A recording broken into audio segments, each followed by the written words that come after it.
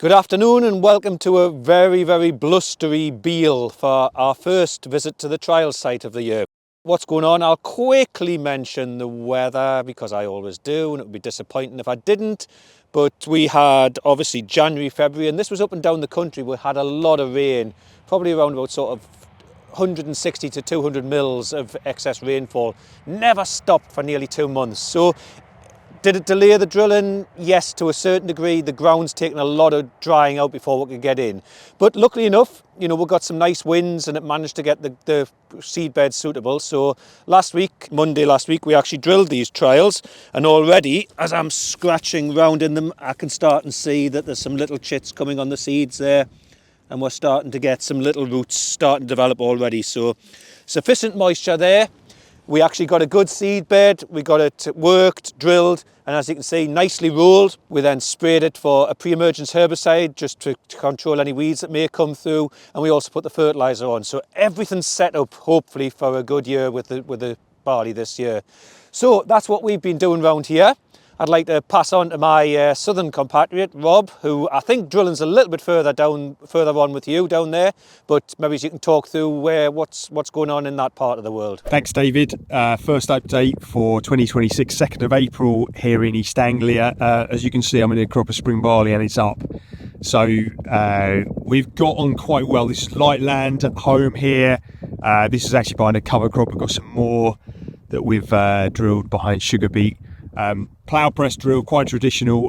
Last lot of nitrogen on today, so that will be just under 95 kilos a hectare. We're trying to aim for the 165 market, and so we're on kind of target. It's been a bit of a tough few weeks.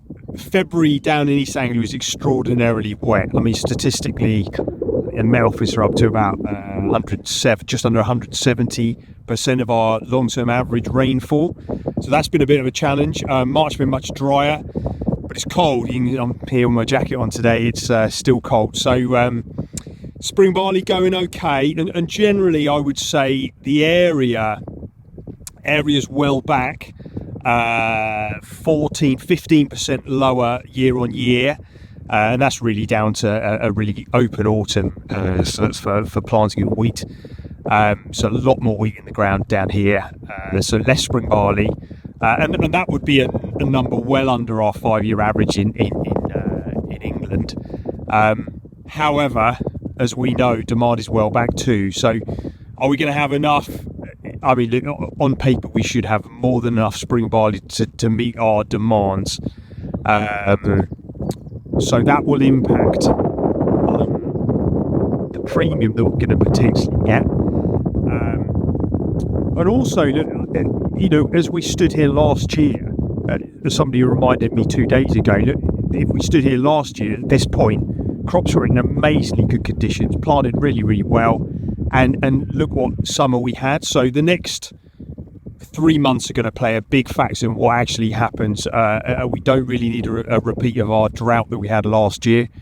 And then as regards marketing, there's a whole heap of other things, as we all know at the moment, what could or could not play into the final pricing factor. Currently, obviously, we've got the Iran situation, which has forced oil prices higher, but also made an impact on wheat values, and that will subsequently make a big difference on the base price. Premium will be more dictated on who needs bought where and quality. So I'm not expecting premium to go bananas at this stage. Base price, well, goodness, an awful lot can happen yet. So yeah, that's the first update, and we'll see how we go. I hope it warms up before the next one, and we'll then get a bit more of an idea how these crops are going to look. So that's our spring cropping in here. Where are we locally to here? We're probably around about sort of 50-60% drilled. Further north you go, speaking to some compatriots this morning, 10% drilled. So yeah, long way to go yet, but it is still relatively early days if you compare it to a couple of years ago.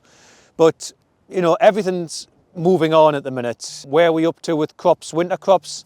So winter barleys are rapidly going through the growth stages. They've had a lot of that fertiliser, looking relatively in good shape. Winter wheat, It's had a bit of up and down recently just with these cold weather fronts. A lot of them have maybe been knocked back a wee bit.